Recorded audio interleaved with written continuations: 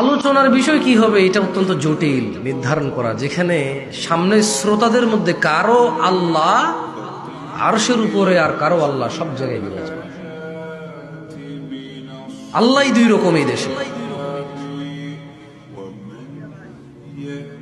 যেখানে কারো নবী নূরের তৈরি আর কারো নবী মাটির তৈরি।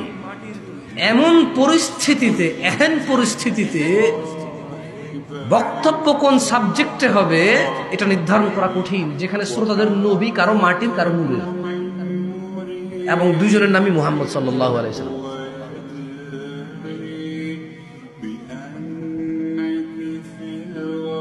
যেখানে মসজিদের সভাপতি ঘুষখোর হইতে পারে, যেখানে পায়ের উপরে পা তুলে বসলে বেয়াদবি, দাড়ি কাটলে বেয়াদবি না, এমন সমাজে কি বিষয়ে বক্তব্য দেবে এটা নির্ধারণ করা খুবই কঠিন। যেই সমাজে দিন প্রচারক তথা ইউটিউবার এবং ফেসবুকার এদের মতো ঈশান নামাজি পড়ে না, সে ওয়াজ রেকর্ডিং করে প্রতিদিন। যেই সমাজে একটা থাম্বনেইল দিবে, দেখেন কে কাকে কিভাবে বাঁশ দিছে বলে, এবং সে এটাকে দিন প্রচার মনে করে, ওই সমাজের অসুস্থ মস্তিষ্কের যুবক এবং প্রচারককে সামনে পেলে বক্তব্যের টপিক কি হবে এহেন পরিস্থিতি নির্ধারণ করা কঠিন। যে সমাজে মানুষকে দ্বীনের কথা বলতে গেলে বিরিয়ানি রান্না করে আনতে হয়, এই পরিস্থিতিতে দ্বীনের প্রসারের টপিক কি হবে সেটা বলা কঠিন। যে সমাজের প্রত্যেকটা মানুষ চায় সামনের লোকটা ভালো হয়ে যাক, আমি হব, এমন পরিস্থিতিতে কি সাবজেক্টে আলোচনা হবে নির্ধারণ করা অত্যন্ত জটিল। যে সমাজে যদি এখন বলি দাড়ি কাটা হারাম, শুক্রবার আল্লাহর জমিনে যে কটা দিন আছে, ইয়মুল জুমা, জুমার দিন সবচেয়ে উত্তম দিন, তুমি ওই দিনটাকে নির্বাচন করো দাড়ি শেভ করার জন্য, বলবে হুজুর কথা তো ঠিক করেছেন, কিন্তু সে আগামী শুক্রবার যায় শেভ করে যাবে।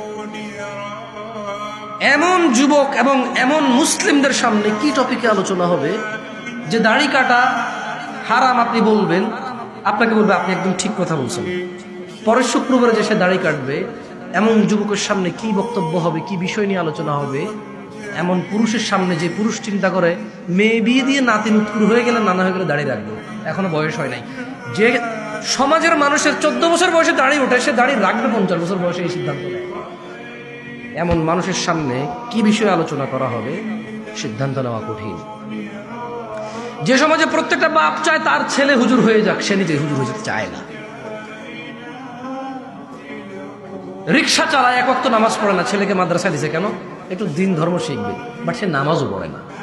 যেই সমাজের বাপেরা মনে করে তার ছেলে আলেম হওয়া উচিত, বাট তার না, তার হওয়ার দরকার না, এমন বিকৃত মস্তিষ্কের মানুষের সামনে সিদ্ধান্ত, বাজে সিদ্ধান্ত নেওয়া মানুষগুলোর সামনে বক্তব্যের আলোচনা কি হবে বলা মুশকিল, অবশ্যই বলা মুশকিল। যেখানে 50,000 টাকা দিয়ে বক্তা আসবে, অন্য বক্তা কি ভুল বক্তব্য দিয়ে গেছে সেটা প্রচার করবে, অথচ এই মানুষগুলোকে একটা সুন্নত শিক্ষা দিয়ে যাবে না, শ্রোতারা এতে অভ্যস্ত হয়ে যাবে এবং ওইটাকেই দিন প্রচার মনে করবে। এই ধরনের শ্রোতার সামনে বক্তব্যের সাবজেক্টটি সিদ্ধান্ত খুবই কঠিন সিদ্ধান্ত নেওয়া। যে সমাজে লেকচাররা আসবে আমল শিখাবে, এটা না করে লেকচাররা আমল করায়। আমি আপনাকে বলবো সুবহানাল্লাহ বললে আসমান আর জমিন মধ্যবর্তী খালি জায়গা পরিপূর্ণ হয়ে যায় নেকিতে, আপনি সুবহানাল্লাহ পড়িয়ে। আমি এটা না করে আপনাকে আমি পড়াচ্ছি এখানে, অথচ আমার উচিত আপনাকে এটা শিখিয়ে দেওয়া এবং আপনি যখন তখন বলবেন এটা। যেখানে আমি আপনাদেরকে বলবো যে লা ইলাহা ইল্লাল্লাহ সর্বোত্তম জিকির, সর্বোত্তম কি জিকির, সেখানে আমি আপনাদেরকে জিকিরটা না শিখিয়ে আপনাদেরকে জিকির পড়াই।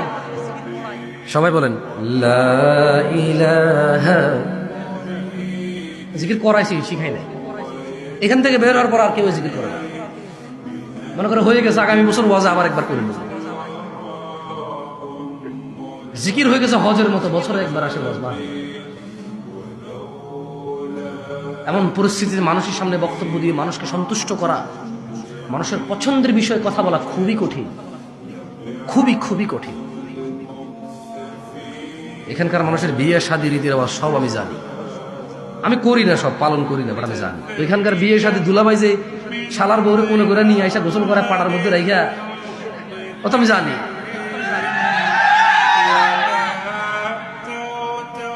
কথা বলছেন নাই তো? এখানে যে ওই যে কুলার মধ্যে ধান, কুলার মধ্যে চেরাগ, নতুন বউরে বরণ করে নেয় কুলার চেরাগ দিয়ে, কি বেশি দিন আগের কথা নেই। আরে বেটা অন উঠে গেছে, কারণ তোরা পলায় বিয়ে করো, সবাই রীতি পালন করবে কই? রীতিরেওয়াজ পালন করবে কই? আর ওলা বাড়ি সব মাইয়া নিয়ে ফুফির বাড়ি, খালার বাড়ি, এবার ফুফি বাইরে বুঝে ভাই খারাপ হইতো না, নাই না